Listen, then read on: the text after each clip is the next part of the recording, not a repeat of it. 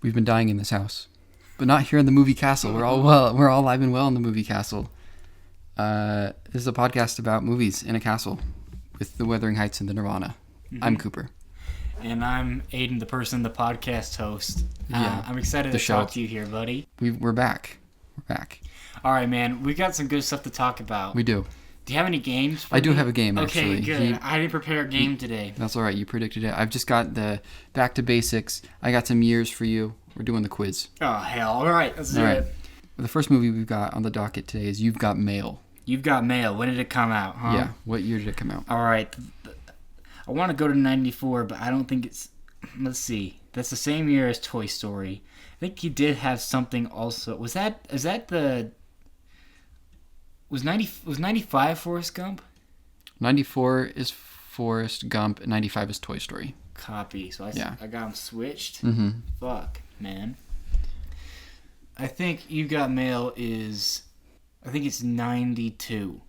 Wrong. It's 98. I would have guessed, though. Really? I would have guessed like a 92 or a 93. Okay. Well, I guess that makes a lot of sense because it was the reunion from Sleepless in Seattle. I guess that makes sense. Yeah, and it's also such like a... Like, we have the internet now movie, you know? You're right. I didn't even think about that. That Yeah. seems silly of me. I just was going off of gut instinct. I should have been thinking about the contextual things about it, you know? When did You Got Mail? I mean, Sleepless in Seattle come out? That's late 80s, right? Yeah, I think it's something like that. Maybe early 90s even, like a 91 or 90. Could be early 90s. Yeah. Yeah. All right. I got a classic here. I got Stagecoach. Stagecoach, huh? Yeah. Okay. We'll see if you're a fan. Okay. Well, I know from Stagecoach, but right now the mine's saying 30s, but You're right to stay in that decade. I'll tell you that. I'm correct to stay in the decade of the 30s. Mm-hmm. It feels later 30s, but it could just be a 34. The 34 is what's jumping in my head, but I want to go later. Well, Stagecoach is a movie I haven't seen, but I know is like pretty ahead of its time. Like it's kind of advancing cinema. Yes. Think about movies that advance cinema. What year do they normally come out? Like what part of the decade do they normally come out? Interesting. They usually come out at well, depends on who you ask. Beginning or end of it. You'd say end. I would say end. You would say end. Yeah. You're thinking 2019. You're thinking. What are you thinking for the 2000s? I mean, I'm thinking something like Avatar. And I'm thinking something like The Matrix. Matrix. Okay. You know? So then is this a 39er? It's a 39. All right. I kind of I worked you there. Team. Yes, like that's the 49ers. But yeah. Okay. All right. Hit me, baby. It's A Wonderful Life. It's a Wonderful Life. Mm-hmm. 45. Close. You're close. I'll let you do another guess. 46. That's correct. Fucking A. That's correct. Fucking A. All right. Do you think that my friends, my little like frat offshoot friends would like that film? I think they would. I haven't seen it. You haven't seen it? No, I haven't seen it. That shit rocks, dude. Yeah. Holy shit, Capra, bro. Mm-hmm. I got two more for you. This next one has two answers, though. It has like a festival release date that it's listed on the box, fun. and then an actual release date. Yeah. Blood Simple.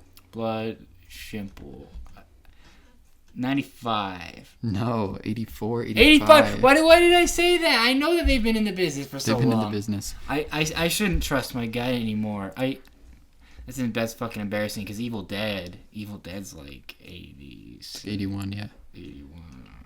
Ant-Man and the Wasp. Evil Dead 2 is Evil. Did I say Evil Dead 2 or did I say Evil Dead 1? Oh, okay. Ant-Man and the Wasp, the best Marvel movie. All right, Ant-Man and the Wasp. That's a 23er.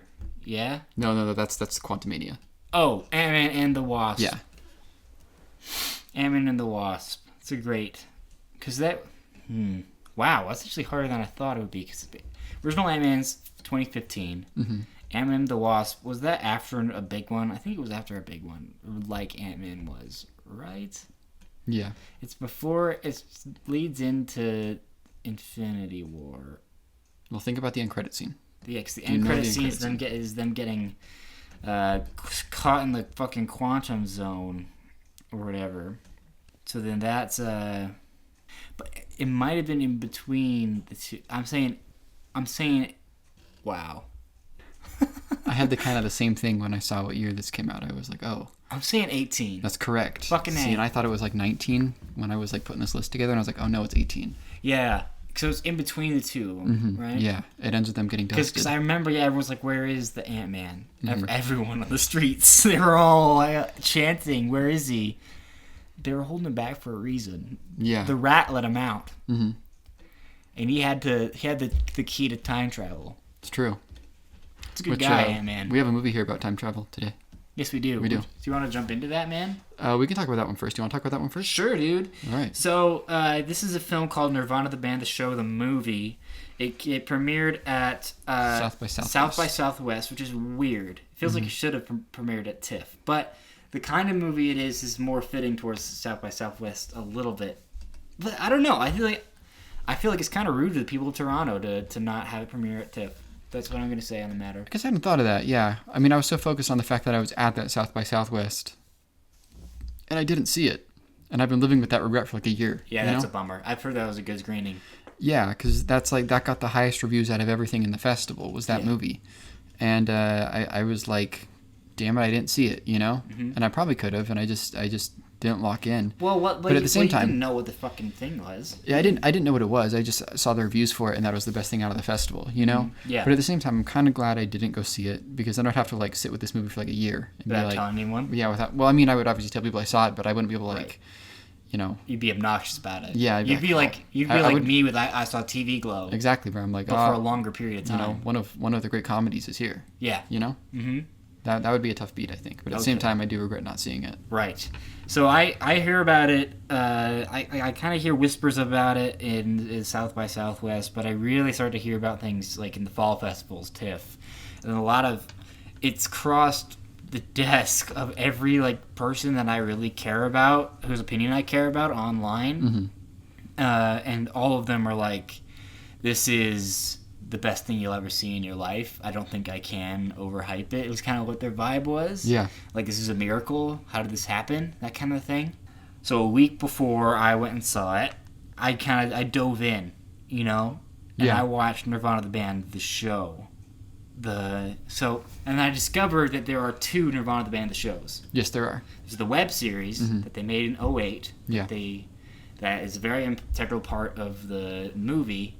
And then they have a Viceland TV show that has a little bit more of a proper budget, still very, very small. And I watched that. That was what I watched. And then now I've been going back to the web series and watching a lot. I'm almost done with that. Mm-hmm. But so I think I say that to get a scope of where I was when I saw this movie. But this movie is about 2 friends named Matt and Jay, played by Matt and Jay. Matt Johnson, the director of Blackberry and the Dirties. I really want to see the Dirties. I do too. I've only seen. I think it is important to know what we've seen. You've obviously seen Nirvana, the band, the show, both iterations of it. You say Nirvana too. I've been saying Nirvana a lot, even though the band's called Nirvana and they say Nirvana in the thing. But I've been pronouncing it as Nirvana. But I'm looking at the title here, and I just realized there's 2 N's, and it's Nirvana. Because, it was Nirvana to begin with, mm-hmm. and then to get around copyright things with the television show, They added an extra N in there. They threw one in. See, and copyright laws are a big thing with this movie. I've seen Blackberry, and I don't love Blackberry. It's not quite my thing. Wow. I'm really excited to see Blackberry now, and I want to see all of this other stuff, Operation Avalanche, that kind of thing, because I'm really fascinated with this process. I mean, Blackberry's kind of came out in 2023, and we got a lot of product biopics that year. Mm-hmm. And it is, I would probably say, one of the better ones compared to whatever the Hot Cheeto one is. Yeah, mm-hmm. Flamin' Hot or Dumb Money type of movie, know. Air. Yeah, I like Air, though. Again, we just got a lot of those that year, and maybe if that market hadn't been so saturated, I'd feel better about Blackberry. But, yeah, maybe. But this is a very interesting filmmaker, and he's super, super smart. I've been listening to him talk about his stuff a lot, but he's been friends with Jay McCarroll, mm-hmm. for a long time, since they were children. And in 2008, they made a web series that's just them kind of dicking around, and they are a band called Nirvana, the band, and they would like to play the Rivoli, which is kind of a nothing club in Toronto. Just a local bar. Just a regular-ass place. And it's less so in the original, but they're consistently making plans to get into the Rivoli.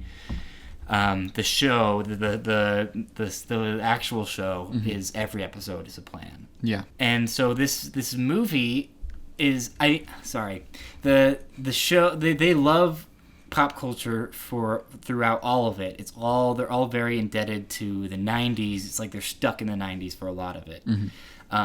Especially with the show proper. Most every episode is themed around a movie. And to the point where every single intro is kind of designed after that particular movie, some real nerdy shit. Yeah. And they get into they love fair use. They love to abuse fair use. So they will show things from movies, and they will play like actual like score from the movies and stuff like that. And so this new movie is their take on Back to the Future. Yes. Both as a capper to the show as well as its own standalone thing. Just love letter to Back to the Future in a lot of ways. But these guys, they love to blur the line between reality and fiction by using real people. Yeah. A lot of kind of, you could say Nathan Fillion, you could say Borat, you could just man on the street kind of stuff, or doing things that you're not sure what's real and what's not, and this is the culmination of that. It's this seamless kind of thing. What did you think about this film? I really enjoyed it. I mean, we're talking about it being a Back to the Future homage thing, celebration of that movie, but I think it's cool that it's kind of more of a Back to the Future 2 type of celebration instead, which is, I think, a much better choice. And I was excited when I realized that it was going to be that. And I thought the whole movie would take place in 2008, based off the description for it. And that would have been cool, but I think that would have been very challenging from a filmmaking standpoint to do that. So, I don't know. I was excited when I realized that they're doing more of an homage to 2 than 1. Yeah. So, I was kind of glad they got out of 08 because I really hyped myself up for this movie, and I fell in love with the show. Like, I think it's brilliant and bizarre, and it is the kind of thing where people have been talking about. Just like, how the fuck did they do this? It's kind of like a miracle thing. Really smart.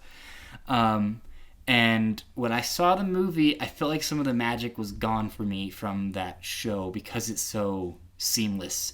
In the show, there's a lot of them setting up a scene or whatever, and then fully doing it in the real world. So you're very aware of what's real and what's not, kind of. You can, and they will fudge it, and when they fudge it, it feels really seamless. There's a thrill out of them accomplishing these things in front of people, and I think that, and having that kind of human reaction to it. And so when they're in 08, everything is so perfect that there's not a lot of that kind of human interaction that I think is really like fun and thrilling about this show. Yeah.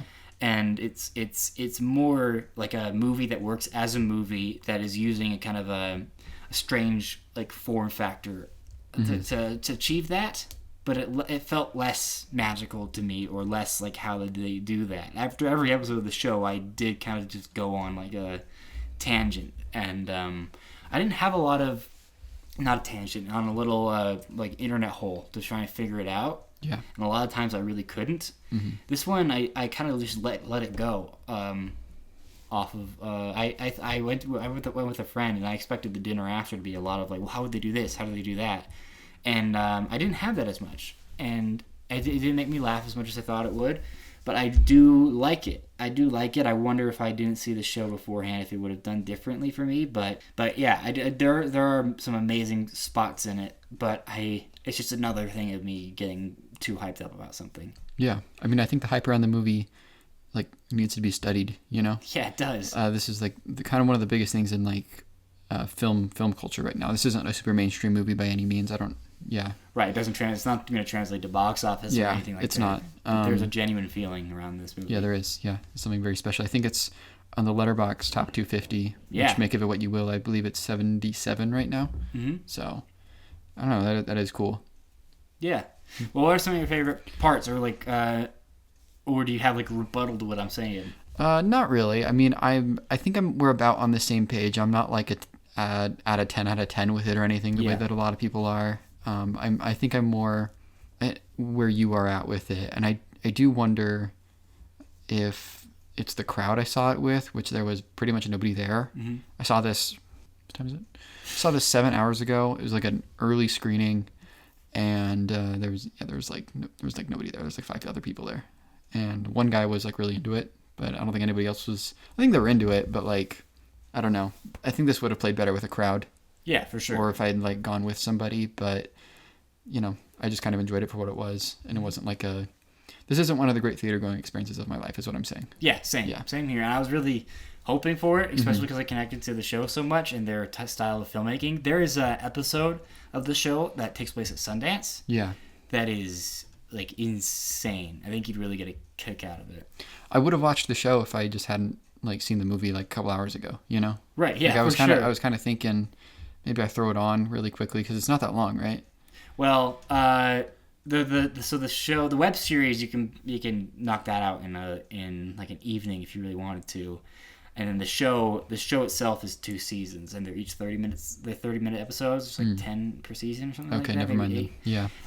So yeah, that's more of an endeavor, and also you can't watch it anywhere right now. Mm-hmm. It's been struck from all platforms, and I mean the 2017 yes, show. Okay. Yeah, because the original one you can watch on Nirvana the Band the Show website. Mm-hmm. It's all archived on there, and I guess they used to have all the 2017 ones archived on there as well, but something with rights or something like that. Right. Like took it off. They were with Viceland. They were going to do a 3rd season, and they had it shot in the can. Then Viceland died and went to hell, and so then it was in limbo. I've heard some people say that they're gonna finish that off and release it sometime in the next like year or so, which would be cool. Yeah.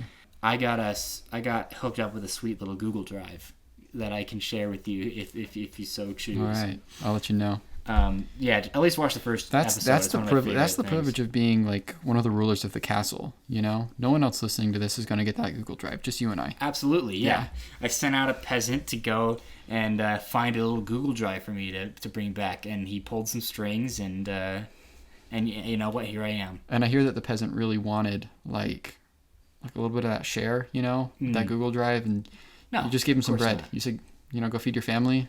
Mm-hmm. And send him on his way.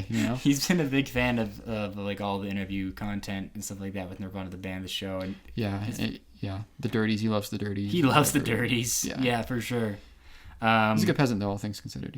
Yeah, for sure. Fuck that guy though. Fuck him for real. He needs to know where he stands. Even the fucking fact that he went up to me and like kind of like alluded to it to the point where you could figure that out too. Yeah. You're in the same room as me drinking mead and shit. Mm-hmm. And that you could pick up on that, because I thought I was the only one to pick up on that. Yeah. But for real, you know what? Should we get him in here? Should we like fucking execute him on the spot, man? We don't need this kind of person in our crew here. It's true. We'll get to him That's later. That's really fucking pissing me off. Yeah. Man, you got me going. I'm sorry about that. Let me list off a few things I really like about this movie. I like the use of archival footage. I think it's very seamless. It's so crazy. That's the craziest part to me. Yeah. Like, that was kind of breaking my brain a little bit. I had no idea how they did that. And also, just do they have that amount of... Because these are people that commit to the bit hard. Mm-hmm. So was this planned since 2008? Like, was... Yeah. Like, that's kind of what I was thinking. I was like... It had to be, they right? Had to have, like, had this sort of... At least the idea of doing something like this in the back of their minds. Right. They must have shot at least something back then. I like... Okay, so there's... I might be fucking insane for saying this, and I might totally be looking into this, but there's a thing in this movie where people open doors and without like it being like locked. So they just walk into their old apartment. The bus is always open, or their van, whatever, trailer, always open. They're able to just climb the tower through like the janitor, whatever. Yeah. In any American movie, those doors would be locked, Right. And if I was writing this, and I would have to have a 5-minute sequence of them somehow breaking into the apartment. Mm-hmm. There is a thing in Michael Moore's Bowling for Columbine. Okay. I can't remember. I haven't seen this documentary in a while, but there is a point where he is making that Canadians leave their doors unlocked because they're not worried about anything happening. Yeah. And he goes around Toronto, like a suburb in Toronto, and just goes in people's houses. And they're like, oh, sorry, or whatever. And it just reminded me of that. And I was like, their doors are unlocked. Mm-hmm. And I don't know, maybe I'm just being crazy and it's just like stupid movie shit of their, needing to go into the apartment and it just being a convenient thing for it to be open. but it reminded me of that. No, that's a wonderful thing, and it's not too far off, I don't think, because I heard a lot of interviews of people of them being like, we could not have done this in America. Yeah, there are a lot of times in the show where they just kind of get away with murder, and people are just too polite to say no, and yeah, a lot of that stuff that they accomplish in here, I think, is aided by that. Yeah. So you might be right. It might be a place where they don't lock their doors and stuff like that. Mm-hmm. And that documentary came out in 2002, so it is interesting to like, it's still like that. They can just like walk into places. Yeah. Yeah. You like the Hangover joke, man? Yeah. It's pretty incredible. It's pretty incredible that that's the moment that makes him realize in his face. I mean, they just have some of the best faces in the biz. Mm-hmm. I fucking love these boys. I like that Jay looks like Dustin Hoffman. Yeah, he kind of does. You're right. Like, I'm trying to think of other parts that I really liked about it. Well, I like when this is a huge spoiler, but when he skip forward a little bit. Yeah, when he shoots the guy. I mean, that's the funniest thing I've seen in the longest time, and it looks so good. Yeah, and it's just it's Jay's favorite game. Yeah. Yeah. Do you like that he calls him Bird? I really like that he calls him Bird. Yeah, it's a good thing. I don't know. Because part of the show thing that I'm missing from from the movie that is in the show a lot is stuff that is like just feels very spontaneous and just them making each other laugh. This was so planned because it has to be that a lot of that stuff is kind of missing. There's a lot of shit in the show that is just that is just them making each other laugh and then going off of that or little things like that, things that they find in the editing room. Like they shoot like hundreds and hundreds of hours on these things and piece them together from that. And there's a really nice feeling to that where it feels like kind of you are watching them constructed as it's going. And this one, they can't really do that. But they do accomplish a lot of stuff. Like, how do you think, how much of that stuff is real, do you think, of the cable of it? Oh. Because it can't be real when he's like on the ground talking to folk, because he's got to get a lot of shots of that. Yeah. There's no way, but... I mean, some of those reactions are genuine, though, so I just don't know what the cable is even attached to. Right. So what could it have been attached to? Maybe just like the top of a nearby building, but not whatever that building is called. They really like to avoid using CGI at all in their things. Like, of course they do it with some of the Back to the Future shit, but I wouldn't be surprised if they at least did it for a little bit. I mean, and that's the juice of the show for me, is that stuff. And there's less of that than I'd like, but it still has those things. I liked how my friend I went with, Jackson. He's more of a music guy, so he knew immediately how they did all the another spoiler, but the famous J stuff. Yeah. Did you realize how they did that stuff? No. There was a shooting at Drake's mansion. And so whenever they say like Canadian pop's like superstar or whatever and talk about him, they're using that. Yeah. So spontaneously kind of using that and the things in front of the mansion, all that stuff is them using that moment. Interesting. Yeah. I saw some post on Instagram or something that was like somebody at that, like in real life, and was like, I think I see them in like over there planning a shot or something. That's sick. Yeah. That's funny. Yeah. Yeah, it is a joyous little thing, and they do find some real emotional beats to it too, which I did really like. I like to watch it again without kind of all my baggage that I'm bringing to it. But yeah, it's pretty good. Have you seen their update day video? No, I haven't. It's pretty cool. Oh, there's one joke I really like when they arrive in 2008 and there's like a car coming out of the building. It's like on the top of the building. Oh yeah. And then he's like, "Hey, you're missing a great visual joke right now," or something. That I don't know. I thought that was funny. And that's definitely something they just did on the moment or whatever. While someone walked by, riffed a little bit like that. That stuff is awesome. Yeah. Like, I'm gonna be obnoxious about the show and the movie too, because I think the movie is less mean than the show is and less hard to watch, like socially, like anxiety level. So I think there are levels here. I think I show the movie to certain people and I show the show to others. You know what I mean? Yeah. I mean, I was talking to the parents of the pod, and was kind of describing the movie to them, and they seemed like they were a little interested in it, which was kind of weird. I don't know. Right, yeah. Like, I think my parents would like it too. Like, I was just trying to explain, like, even the title of it, and I was like, well, there's this show, but they're called Nirvana, the band. Mm-hmm. Yeah, I don't know.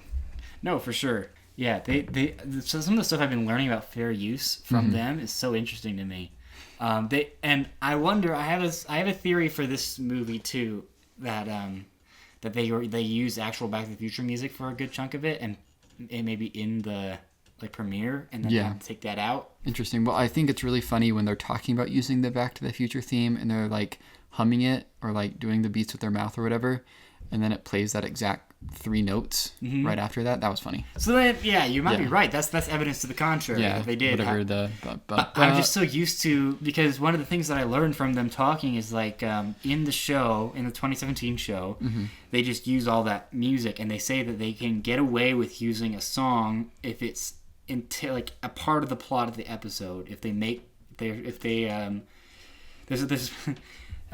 a part where they really want to use the John Cena theme for a joke, and they couldn't do it, and then their lawyers said, unless you make it a part of the show that he really loves John Cena, so then they just write and shoot a scene pretty quickly at the very beginning, and are able to use it.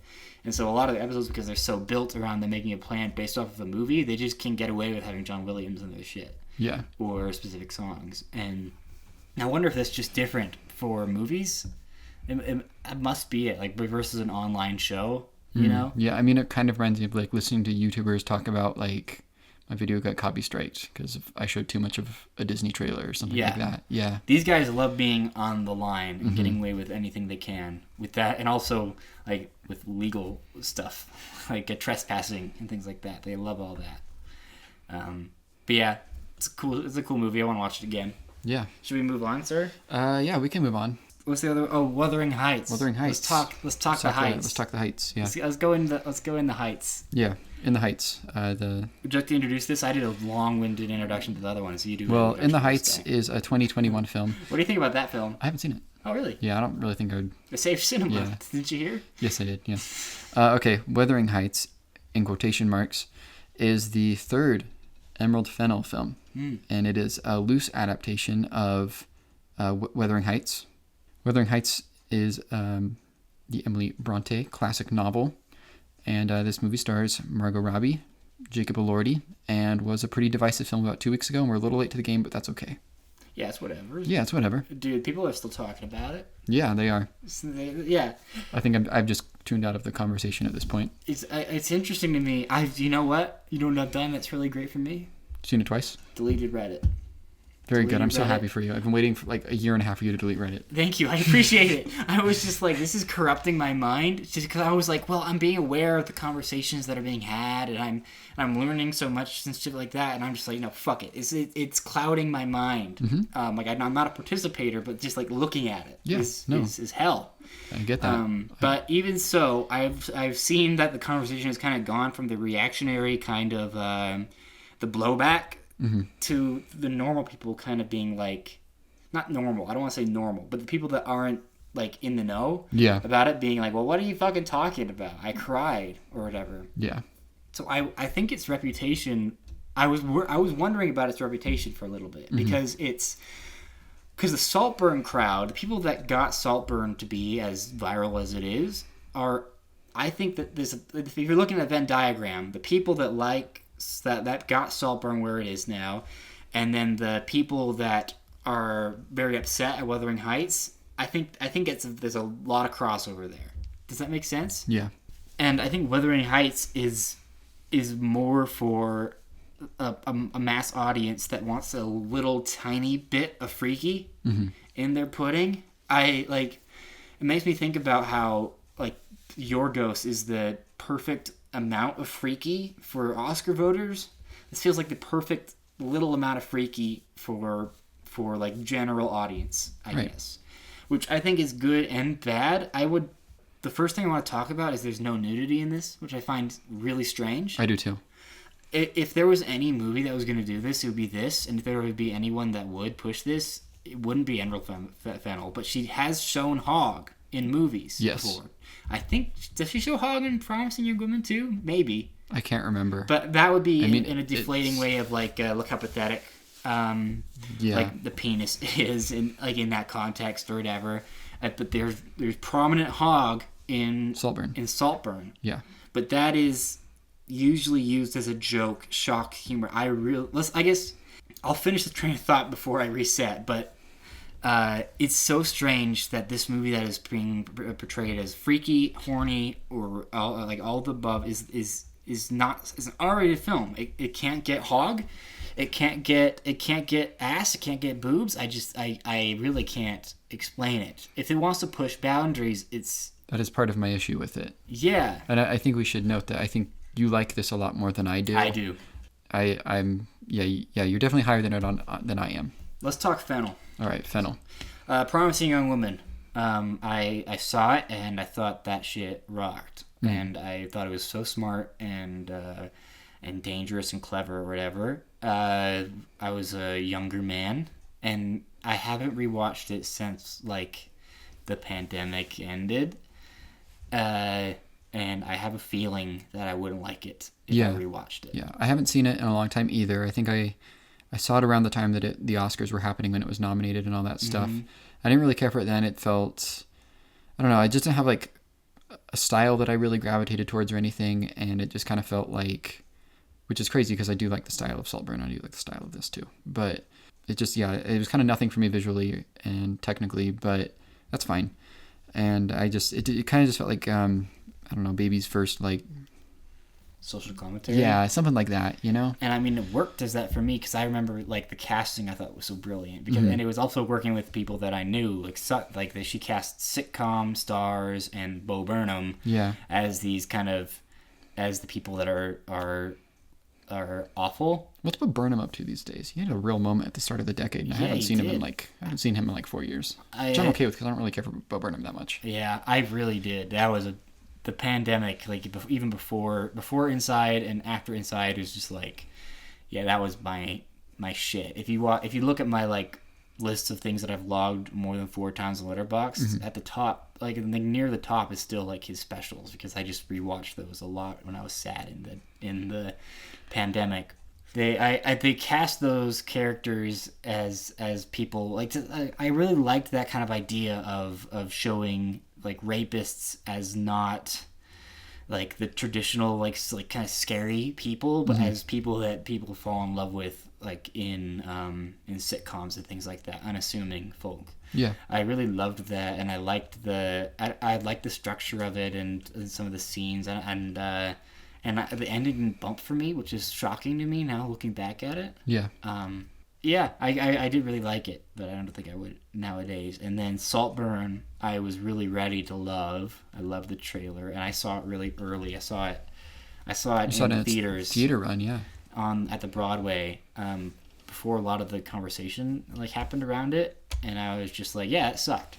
That was, I found it pretty rich person wants to talk about like class issues.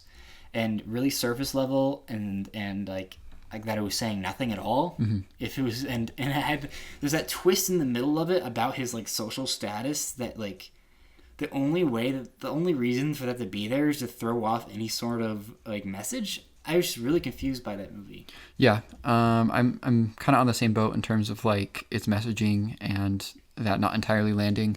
I do think Saltburn has like fun moments, though. It's definitely my favorite of her 3. Like there's scenes in it that I do like if I excuse what the movie's trying to say and all that, where it has its moments, I think. Yeah, what are your scenes from Saltburn, or what parts did you like in Saltburn? Because I wonder if it's the same as me. I don't know, there's just like stuff with like the party type of thing. There's just like, I don't know, moments that I feel like I wasn't having a bad time with it, and I think I still am there with it, where I'm like, it's not the worst thing ever. Yeah. And I don't think any of her movies are the worst thing ever, but none of them really do anything for me.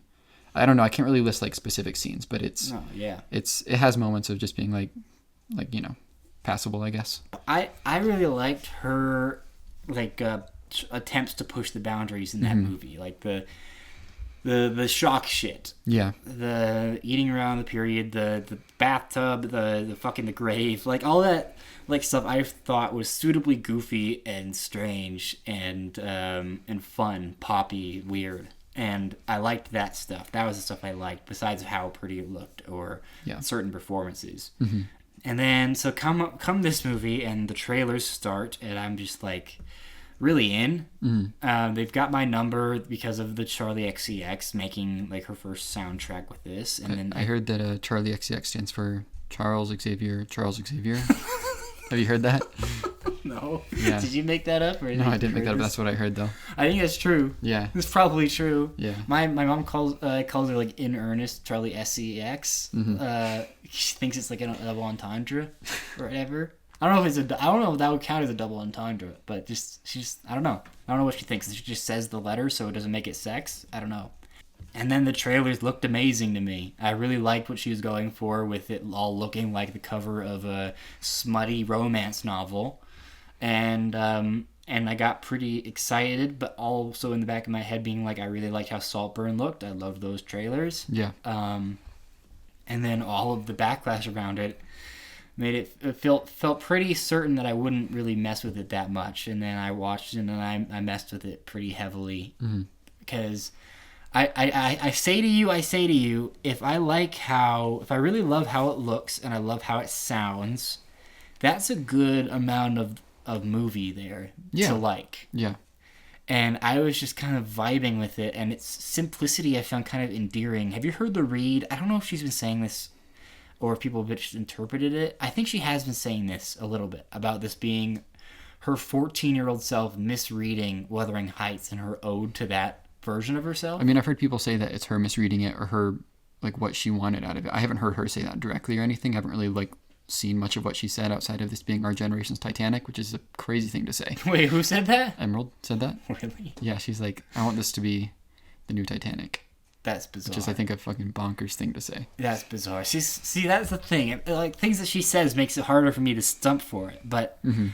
I've been coming to terms with something where I like movies that feel like it's got a little stinker attitude to it. Yeah, and I know you do. Yeah, and you like big kind of you like blank checks, and this is kind of that. Yes. Yeah. This is expressionistic, like maximalism, like strange choices out the wazoo. The fucking skin wall. I was so excited for the skin wall, and they did not disappoint with the skin wall. Mm-hmm. They went crazier with the skin wall than I could have imagined. She has a skin wall, ladies and gentlemen, in her beautiful bedroom. That because he says that when asked to paint what color to paint it, that he wanted the most beautiful color of all, which is her skin color, which does not mean that he painted it just her skin tone, but they 3D scanned all of her pores and veins and moles and shit like that. And she does claw at it. They show that in the trailer, but it also does get licked by Jacob Elordi. And also, when she's got leeches on her, the leeches do extend a V pattern onto the wall, which I think is wonderful. And I really like the little stinker attitude that they take with their relationship. And his little smile, I think, is so funny whenever he's doing some stupid shit. And I like Margot Robbie's performance as kind of, she's playing it like Miss Piggy, kind of, which I fuck with. Mm-hmm. And his just big, dumb, brutish kind of smile. I got a lot of comedic, it went well for me comedically. And I think whoever's playing the sister, she's like, what's she from again? She's in Saltburn, and she's a pretty good part in Saltburn. And she's in a show. She's in some kind of show, right? Yeah. She's in one of those Bridgertons or Summer I Turn Pretties or whatever the hell. Alison Oliver. She's in Task. She is fucking incredible in this movie. Yeah, she's the best part of the movie, I think. And and it's almost a problem because when Mr. comes through the window mm-hmm. and they have that scene, it's so like kind of incredible that everything else looks it looks really bad in comparison, I think, because she's locked in to the comedic elements of it, but it's super specific and mannered and interesting. And that scene is just incredible, and her scene, like her little dog scene, is great. Like she's awesome in the beginning too, as like when she's describing the Romeo and Juliet or whatever. And I leaned over to my friend Benjamin, and I was just like, "This is me describing Pluribus to you," because we had that exact same kind of dynamic. He's like, "Oh, that would be really interesting when it happened. I bet, man." Yeah, I really love the blocking of it. It just feels like a real ass fucking movie that I would really love to rewatch, kind of have on, because I like how certain scenes are staged a lot, and the different locales I really love. And I think that I left the movie the first time I saw it because I was really, really hungry, and I went and I got some pizza and brought it back in, and I missed 10 minutes. And those 10 minutes were the parts that I really did like the least when I saw it again. Really? Mm-hmm. And it's the bit when they're having their back baby and they're fucking. Yeah. And after that, I just assumed that they continued on being in love for a little bit, but there's bits where they like kind of talk about their position, things that I thought were unsaid, and I really didn't like those bits. And I didn't like the performances there. Right. It felt less like operatic or like, and it's kind of just said a lot of the shit that I didn't really want, and it felt a lot more awkward to me and kind of dragged it down. And also I filled it in my head, so I thought that maybe the ending wouldn't come out of nowhere as much. Yeah. But the ending comes quick, I think, and doesn't feel completely earned. So this is a 3.5 for me, and with a heart next to it. Right. Because there's so much about this that I really love, but I don't think it's effective in a lot of what it's trying to do. Besides just how great it looks visually and the sound, which is like a lot of it. And I like a lot of the performances, so this isn't... I can't be mad. You listen to the big picture. Yes, I do. When they said it didn't look good... Yeah, I don't get that. Yeah, I thought they'd gone insane. That's like the one thing that...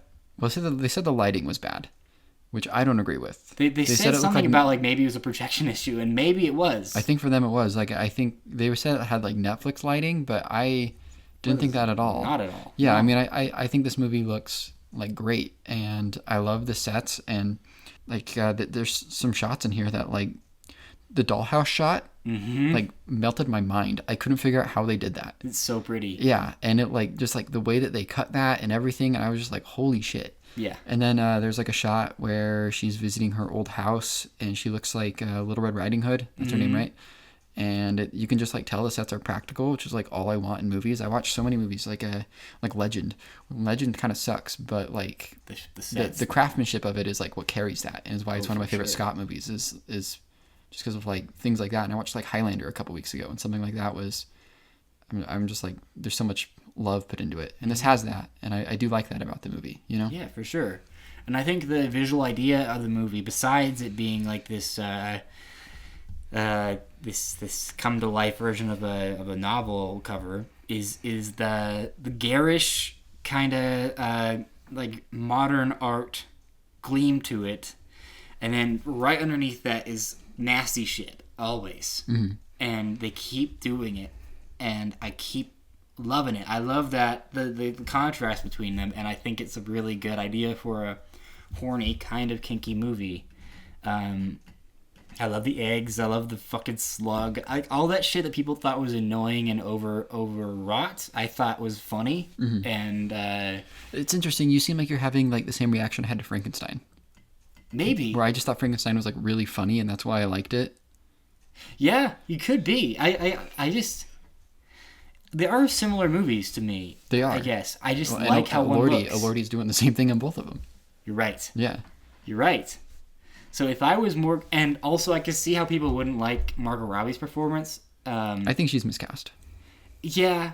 She just felt like she was having fun, and I kind of like that about it. And I like that they're both these they're both Barbies. They're both these perfect looking things. And I think that, like...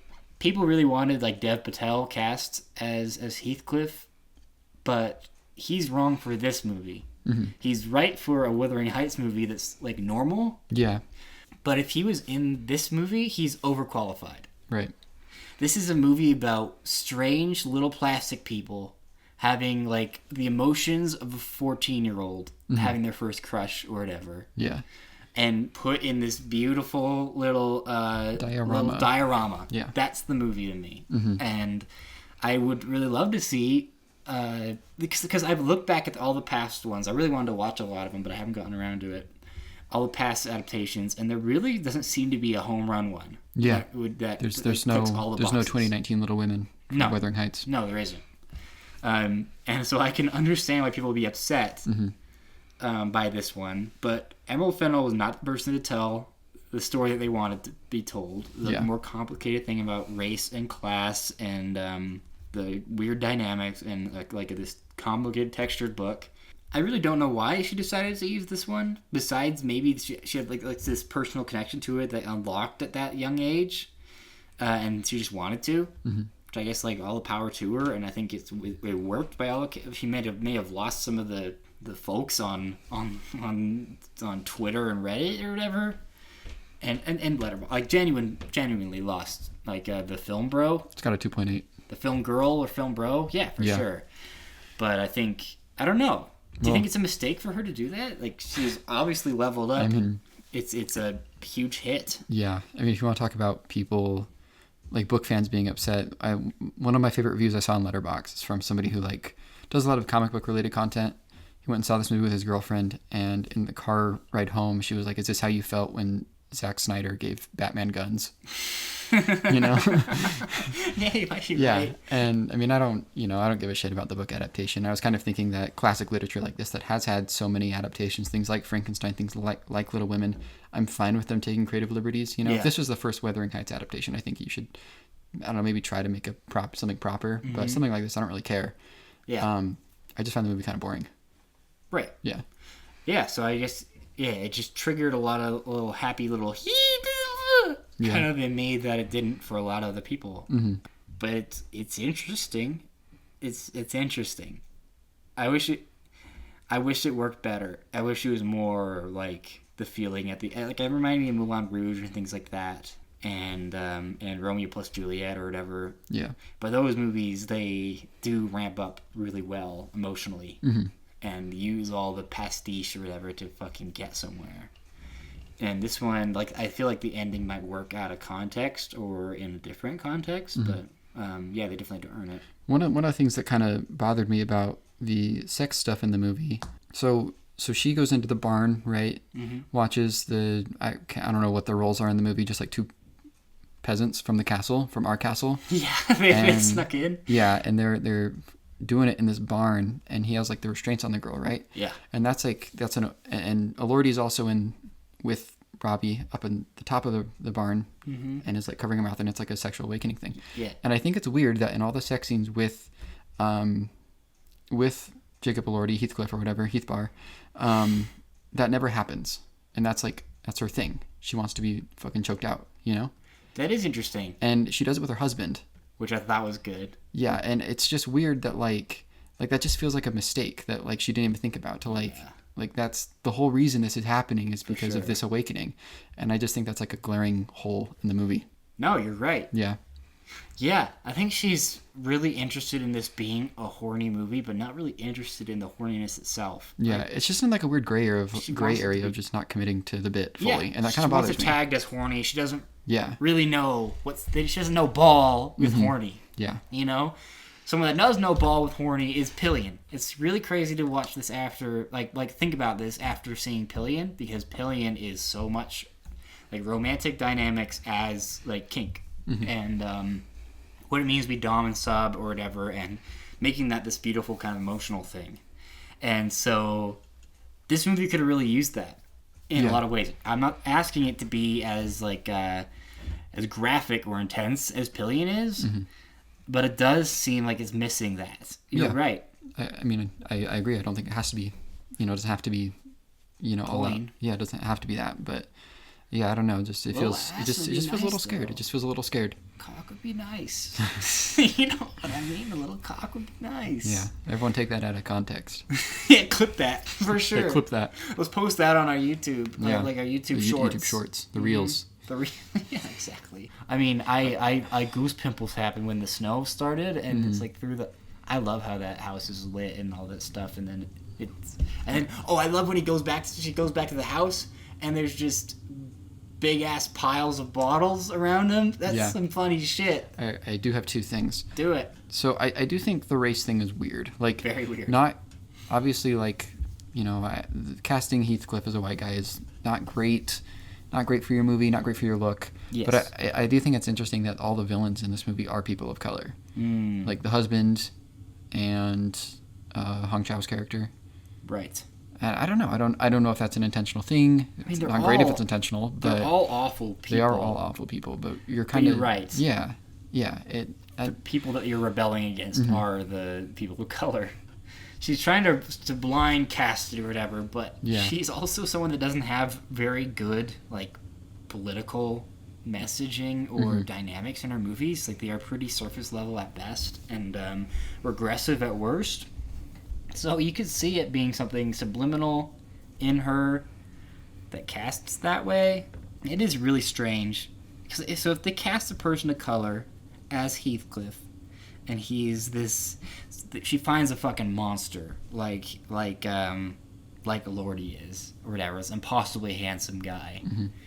Like, do we... I feel like her attempting any kind of race politics would be disastrous. It would be, yeah. And I guess it is probably for the best that she doesn't cast him. But if she cast all white people, it would be disastrous too, but maybe not as honestly, much. You're right.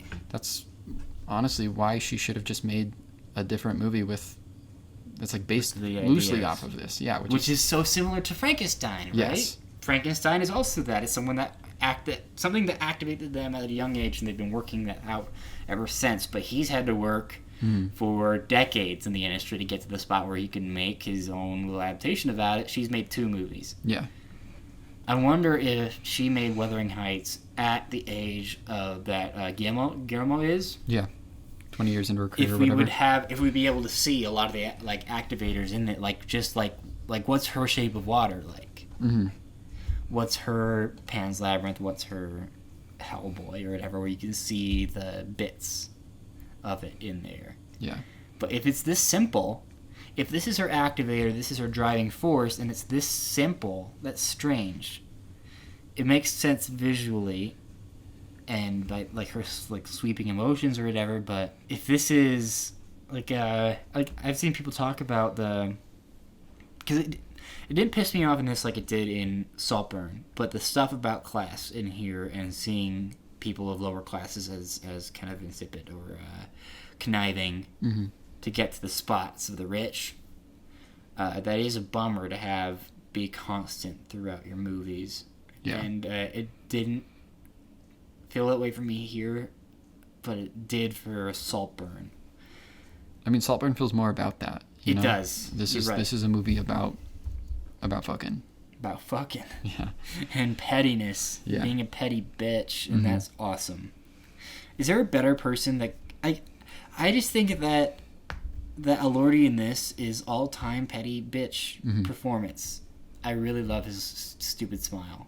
Even though I think he is kind of, I mean, he's a fucking brick. He's a wood plank or whatever, you know, like he doesn't have a lot of complexity to him, but he's cast well as an object, which is, I mean, he's doing less of a performance than anyone in the fucking movie, but I think he's effective. Yeah. My other thing I wanted to ask was, like, do you think this movie has any sort of Oscar chances? Production, cinematography. I think that's probably it for this movie. Maybe score. Think costumes. Yes. I think it has a chance with costumes. I think there's an outside shot for production design. I think production design's pretty. I mean, hey, we'll see about Avengers Doomsday, but production design in this movie is pretty good. So I mean, it is incredible. I think it'd be a worthy nomination of both of those things. Yeah. But I think that they are more open to giving a populist movie costume designs than they are with production design. Production design is where Best Picture movies live, and costume design is where Cruella lives. Right. Yeah.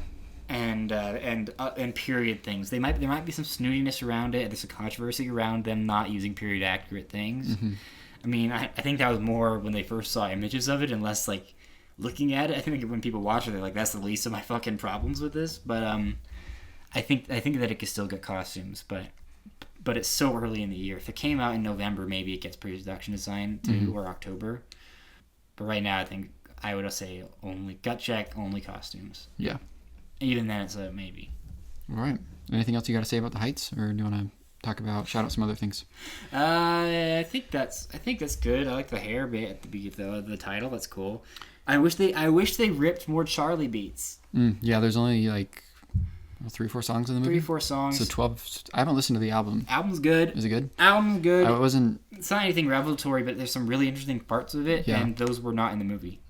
Yeah, I wasn't too like in love with what I was hearing in the movie. Mm-hmm. I know Lucy liked that stuff, but I don't know. I'm more of a Brat guy, not some of her older stuff. You know. Hell yeah. Yeah. Yeah. I mean, she's been fucking shit up for a while now with some really like Brat isn't her most abrasive album. Like that's like Vroom Vroom or something like that, where she's really fucking it up with Sophie, the producer Sophie, Rip, and she has really interesting kind of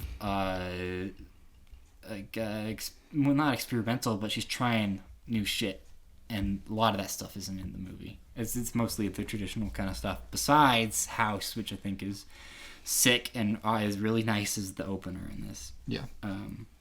Yeah, In the Heights, man. All right, In the Heights. That was our discussion of 2021's In the Heights. A timely conversation. People still care about that movie. For sure. Yeah. We're going to talk about West Side Story next.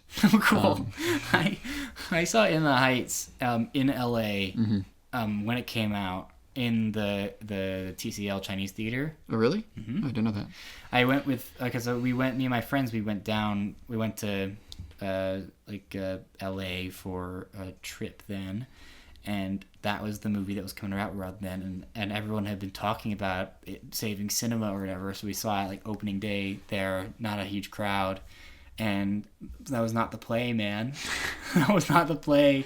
That movie's kind of slow and long, and hey, at least you can say you've been to the Chinese. That's really cool. Yeah, it was cool. I don't know if I know anybody else that's been to that. So. Hello. Yeah.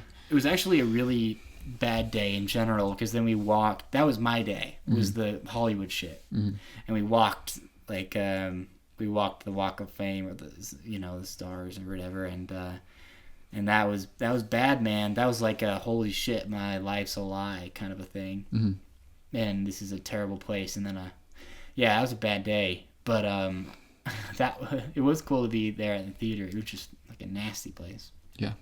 I mean, I've been outside the Chinese, like I know. Right. Yeah. Inside's fine. It was a fine theater. It didn't blow my balls off. I wish we went to a different theater, kind of.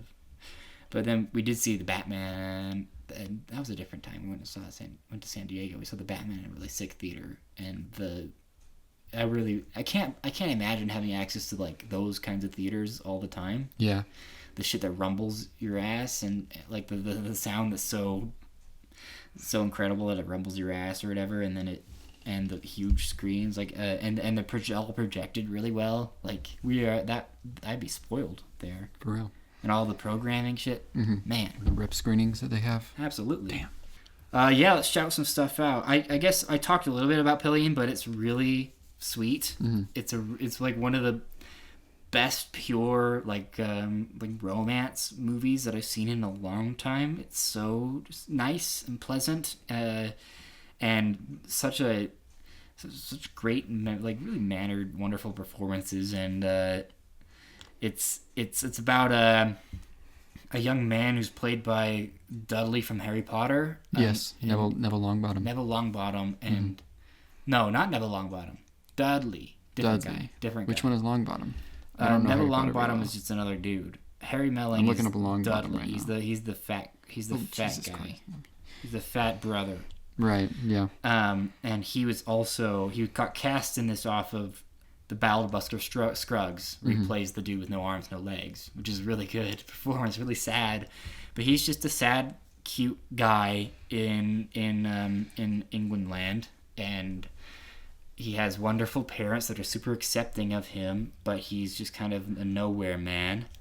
And then a biker takes interest in him, and they they endeavor on a dom sub relationship that lasts over like a while. and it's all dynamics. It's so cool. Like, and also I don't know if I can name a movie that is like a queer story where there's not even a mention or a look or a line or anything of any kind of like bigotry or problems that they have for being gay. Yeah. This is a movie where the parents are super supportive of him as a gay man. They are concerned with dynamics like in the relationship, but never like sexual identity ever. And there's no they are in public a lot, and there's no looks. That's not the source of the tension. This is a movie that is allowed to be the source of the tension is the relationship and the dynamics, and that is something I don't know if I've ever seen before. Can you think of one? There's not even a passing like mention. I've watched many a gay shit, and I don't, and it's just very rare. And it is rare. Even in the happy stuff, it is the happy gay things. It is also it is something there. Like there's like in Happiest Season, there is tension there a little bit. Like there's stuff. This one doesn't need it, and I think that's how you do it. And it reminded me of Carol in ways that isn't the gay parts. Very things about growing up and the things about what relationships mean to somebody. I think it hit a lot of really nice little buttons in me, and the soundtrack's incredible, and the performances are amazing, and it's just a really delightful little thing. I would recommend it. Do you got another thing? Yeah, I did a John Carpenter triple feature over the past couple of days. Yeah, you did. Hell yeah. I watched Escape from L.A., Big Trouble in Little China, rewatched that, and Assault on Precinct 13. So, yeah. Assault on Precinct 13 fucking rips. It did. It's my favorite of the three that I watched. Escape from L.A. kind of blows. It's not great. I think you would... Surfing. Yeah, I think you should watch it. I know. Yeah, I think it's weird because, we were talking about directors taking big swings in that ambitious shit that you like. Yeah. And this is like halfway there. Right. But at the same time, that he's like checked out and doesn't care. Mm-hmm. And he also lost control of that movie too. Yeah, and so it's like a weird push and pull. Interesting. Throughout the whole thing, and it never quite works. And from what I gather, it's pretty much just a remake of New York. You haven't seen New York? I haven't seen New York. So why should you watch LA? It was the year? Yeah, the year. You freak. And you also don't need to like see New York to see LA. New York is cool. Yeah. New York has some sick sets. I do like, from what I gather about New York just feels like a random city, and LA, like they're really utilizing LA here. I mean, that's true. That's cool. They don't ever shoot in New York. It does. Yeah, but like they're going to like real landmarks. They're at like Mulholland Drive. They're going past landmarks that people know. So that's kind of cool to see them like utilize the actual city. But yeah, movie was just kind of nothing. But you're not a Carpenter boy, right? There's he's like a tier below being one of my guys. Gotcha. If that makes sense. You do fuck with him, but it's just like he's like, if his movies were like just like dialed up just a little more, like everything in terms of quality, like with the exception of The Thing and Christine, if they were all just like just slightly, just a little more. You're one of the few Christine truthers that I know, because it's my second favorite. I think. Truther. Yeah, that thing rocks. Yeah.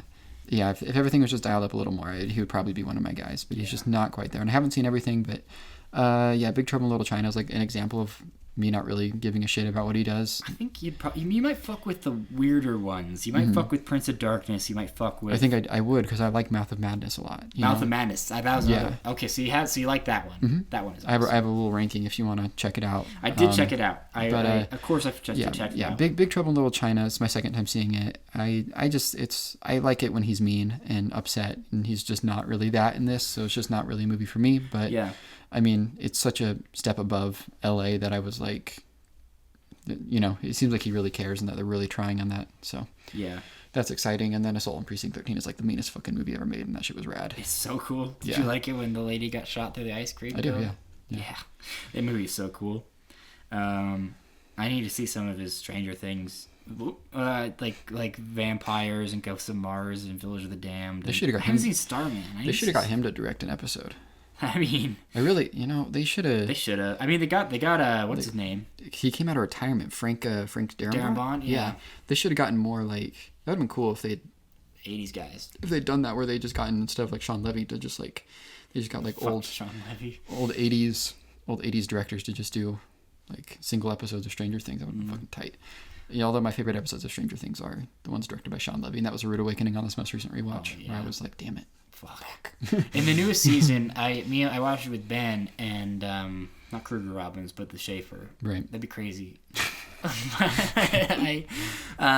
And I just kept verbally abusing Sean Levy whenever something I didn't like happened. Yeah. And I did notice a decrease in things I liked whenever Levy was involved. I mean, except for the episode where the shit got melty. Yeah, I mean season 5 is just not a good example of that. But like all the episodes he directed in season 1 are like my favorite ones. And, I saw all those before I knew who he was.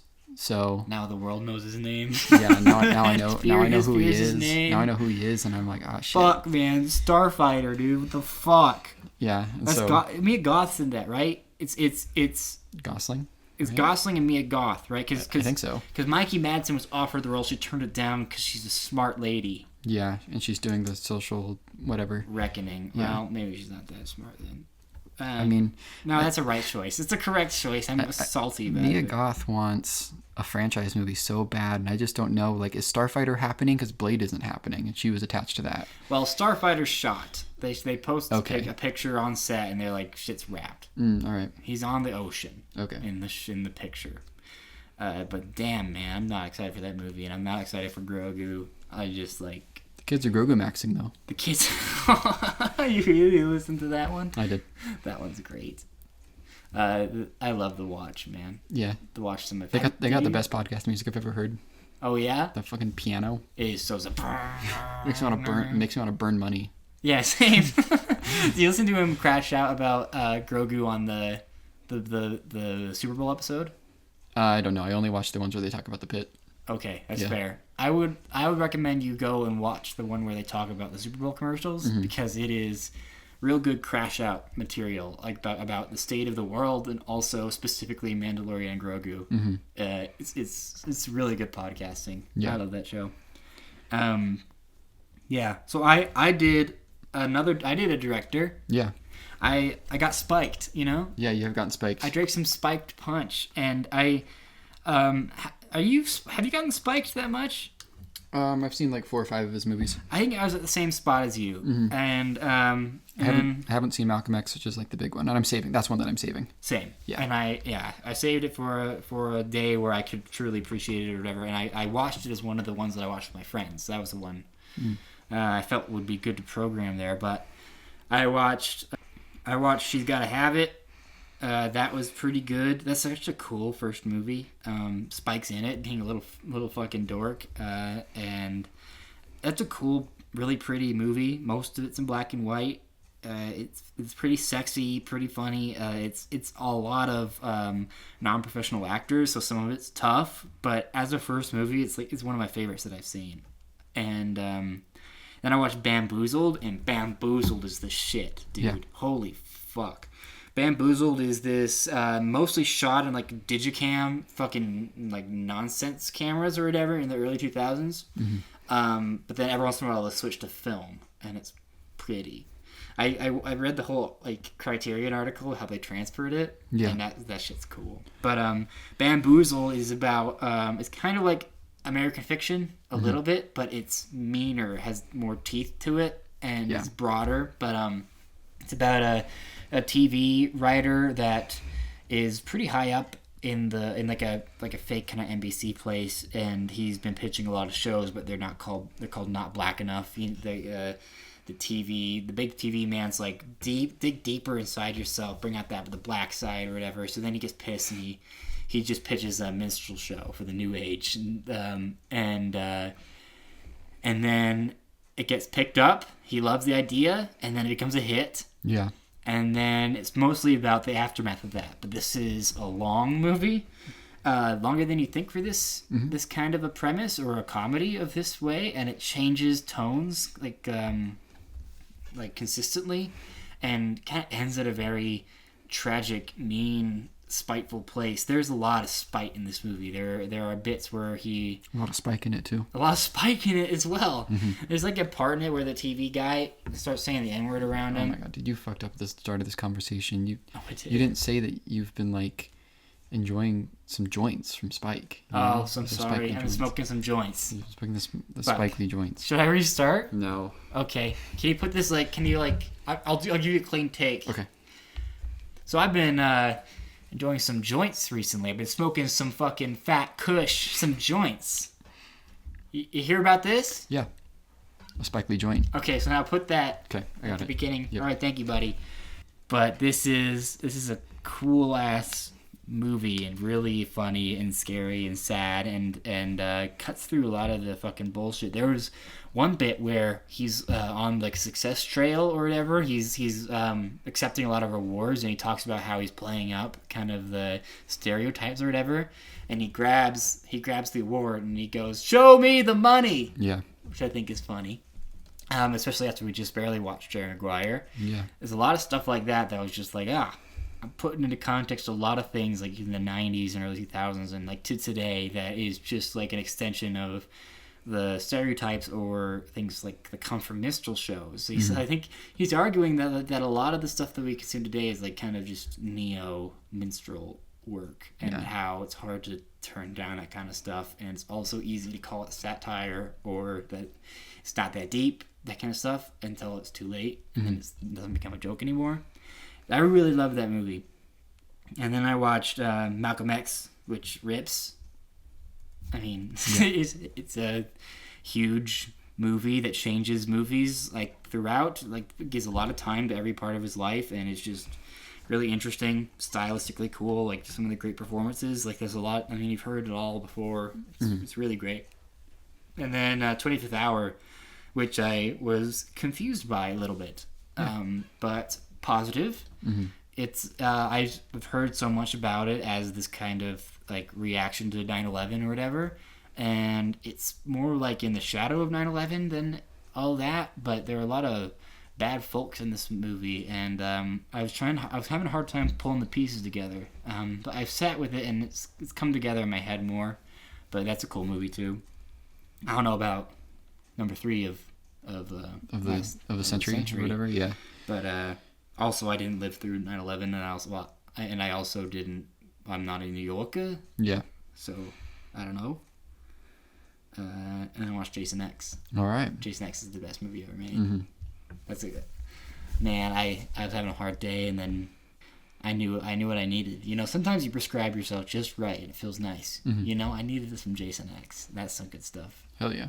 What else? What do you got, buddy? I don't have any other movies. If we go over the TV tower, I got some stuff over there. Yeah. All right. The TV tower now. Let me open the window. Shit's fucking. It's just dusty. A little dusty in here. You know, I remember back in like the fall, I was talking about how I had like a bunch of TV shows that are coming out that I was excited about, like Peacemaker, Gen V Season 2, Stranger Things Pluribus, and it's just continuing. You know, we had the Pit. Pit's still going. Pit rips. Pit's rip. Abbott is back. Abbott is back. You caught up? Yes. Okay, thank God. They want to spoil Abbott coming in with his SWAT uniform. It's the coolest thing ever. It is so sick. And then the one lady wants to have sex with both of them. That's awesome. Yeah. Really enjoying the Pit Season 2. But then I have some shows coming out in the coming like months of like Daredevil's Born Again Season 2, The Boys is finishing up, Invincible Season 4, and then Euphoria. So yeah, it's, I don't know, kind of been an interesting. What season of Euphoria is it? Is it 3 or 4? It's 3. Yeah, it's been. They take 4 years off. They took 4 years off. Things are really up in the air with that show, but it's back, and I'm fascinated by it. It's a artifact I've been fascinated by for a while. And, they're aging them up. They are aging them up. It's the smartest thing they could do, and they've had some cast members die, unfortunately. Oh yeah. I think Cloud died in 2023, 2024. Just kind of, I think he overdosed or something. One of the best parts of that show, which is unfortunate. He plays a character named Fez. You haven't seen the show, right? I will see it. Okay. Do you know Coleman Domingo has a very prominent like role in the show? That's awesome. I completely forgot about it until like I started rewatching it a couple weeks ago. That guy's cool. Yeah. So I just like that the show is always going for it. It's always batting 100, and it's pretty much just Goodfellas kinda, but like horny ass and high schoolers, and looks like a music video, and I think it looks great. It looks better than most movies. Oh, music videos look great too. Yeah, and it's got craftsmanship to it, you know, and I mean that can go a long way. I mean, we just talked about Wuthering Heights, which has a lot of craftsmanship, you know, right, going on. It's got juice. Yeah, it does have juice. It has juice. I haven't gotten to this episode yet, but there's an episode in season 2. I think it's like episode 4 or 5. That is like, I think the best Zendaya's ever been in anything. Same thing with Elordi and Sydney Sweeney. So cool. I really do think it's their best performances. I'm definitely gonna watch it. Before Yeah, it just feels like too big to not. I would love to know what you think of it. I don't know. I think maybe you'll enjoy it. I don't know. I bet I will. Yeah. I don't know. Like you don't seem too bothered by like teenagers having sex, which is like a lot of people's issues, that the show's like creepy or something. That doesn't seem to be like something you bump on too much. No. Yeah. Graph takes notice. Yeah, Graph takes notice. Yeah. I mean, I don't know. I just think it captures like late 2010s like Gen Z culture like fairly okay. Yeah. I mean, it's exaggerated, but I definitely knew people like this, you know? Not to this degree, obviously, but like, you know, there were people like this at my high school that I knew. Right. You know? I don't really relate to it, but I think it captures technology pretty well. Like how we use the internet and how phones work and stuff like that. I do love that. I'm not going to say that it's like uber cinematic or anything like that, but like it does feel like true. I did notice a continuity error though. Oh shit, yeah, dude! You don't want to. Holy fuck! I should be a scripty dude. I'd be catching things. Yeah, you should. I'd be catching things. I would be the worst scripty of all time. The exact opposite. Yeah. What episode so I can be on the lookout? Well, no, it's not. It's just in the first episode. So Rue is the main character, Zendaya's character. She's born a couple days after 9/11. Ooh. She's born in 2001, September of 2001. Okay. So Edward Norton there being sad. No, but so she's going into her junior year. And they established that it's fall of 2019. Mm-hmm. I went into my junior year in fall of 2019, and I was not born in the same year as Rue. That's pretty big. So it should be set in 2018, unless Rue got like held back a year. I noticed fucking shit, man. Fucking A, dude. I appreciate that. I noticed these things. Yeah, I don't know. I just thought that was interesting that nobody like checked their ages to be like, oh, they should. This should be set in 2018, not 2019, or we need to like move the years. That's strange, yeah. When were you born? When were you born? I was born in December of 2002. Right, of course. Yeah. So, yeah. So if she's born, she should be. It wouldn't be a grade difference. It is a great difference. She should be class of 2020, and I'm class of 2021. Oh. And they have her set in class of 2021. So then what are you bitching about then? Well, she's not. She's not your age. Yeah. She should be born in 2002 or 2003, because that's when we went into our junior year. Interesting. Yeah. When the show was set. Well, very well done, sir. Yes. Well done. Do you want to know the continuity error I noticed? Yeah, I would. One battle after another. Oh fuck. Yeah. How big? I got Paul. I got him pinned on this one. Oh shit. First 40 minutes take place in like 2007, 2008. Mm-hmm. They arrest Tiana Taylor's character. Yeah. There's a shot of them going down a hallway, taking photos with her, and they're using contemporary cell phones. Are you fucking serious? I am being serious. That's disgusting. How did nobody like notice that? I don't know. I don't know, man. That's weird. It bothered me when I rewatched it though. I was like, come on. Yeah, if you were still doing star ratings, it brings it down like what, 2 stars? Yeah, it's like a half-star movie now. I don't want it to win Best Picture. Yeah. I don't want that for Paul. Anyways, what other TV shows? I watched the first season of Industry. I'm hoping to catch up on Industry. Oh yeah, I need to do that too. I didn't really like the first season very much. I thought it was like the worst parts of Euphoria and then the worst parts of Succession. Not that there's like bad parts in Succession, but it's like Succession if it was boring. Mm-hmm. The magic of Succession is that it should be boring and it's not. Every scene is electric, and this is not that. So it's unfortunate. Yeah, I guess keep pushing Everyone seems to love season 3. Like season 3 is the one that has all the high ratings. And I mean, The Watch, they love season 1 and 2 too. Yeah, so, and right? I just gotta. I've started season 2. I'm just trying to get through it, and hopefully season 3 rocks or something. But not great. Yeah. So. Fuck. I think that's all I have to shout out. Shout out my boy Shane. He's doing the Lord's work and watching all the Oscar-nominated movies. He's doing way better than you or I are. Oh fuck. He's a death racer. What do you mean? What? Oscar death race? That's what they call it. Like you have to watch every one. Yeah, he's seen like 30 of 50 right now. Damn. And he's like, I think I'm gonna get to 49. There's a documentary he can't find anywhere. Yeah, he's definitely a death racer. That's crazy. But he's like, I'm gonna do it, and I'm like, all right, man, good for you. And you know, yeah, I'm not quite there with it right this year. I need to fucking put my face to the grindstone and I'll lock in. Last 2 weeks because we need to do our March. We need to do the castle awards. We need to do our castles. Yeah. Yeah, we'll have to talk about the castles, but I'm excited. I'm very excited for the castles. Get this place decked out. Yeah. And invite all the people, all the cool people. Yeah, I mean, it should be... Last year was kind of a mess because we had all those beavers, those hundreds of beavers that you invited. Oh, shit. And that I did? Yeah, and that... I forgot about They're not, like, very considerate of, like, where the restroom is in the castle. No, and, not at all. It spread some diseases, and that's not great. It's not a great look. Yeah. So, I don't think we have any of that this year, though. No. So I don't think so. Yeah. But that'll be incredible. I've been watching Wonder Man. Yeah. I watched it with my dad, so I haven't been able to crush it, but that's a good-ass show. We're 2 episodes out from finishing it. Awesome. It's a good-ass show. We can talk about it more when I finish it, maybe. Yeah. If you even care. Yeah, I like Wonder Man. Good Marvel project. Yeah.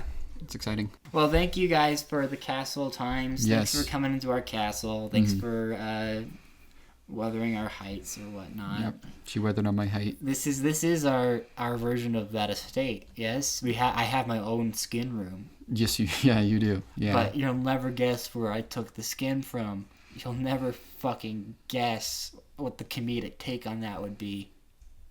What is it? It's my fucking penis, dude. That's what I thought. See, that's what I thought. So you could have guessed. See, I just didn't know this. I didn't know that. You didn't know that? You could have guessed, though. I could have guessed. We'll be back to talk about what do we got? Project Hail Mary's coming up. Well, this upcoming week is Scream 7, and then we have Hoppers and The Bride next week. I'm excited for that. Yes. Those movies. Yeah. I don't know what order we're going to do things in. We got the Castle Awards coming up, obviously. Yeah. People are invited. I'm so excited for the castles. We got to figure out our categories this year. Oh, for sure. Yeah. All right. Thank you, guys. Yes. Thank you. Thank you fucking so much. Good rest of your day. Yeah. And don't die in the house. Don't die in this house. All right. Bye-bye.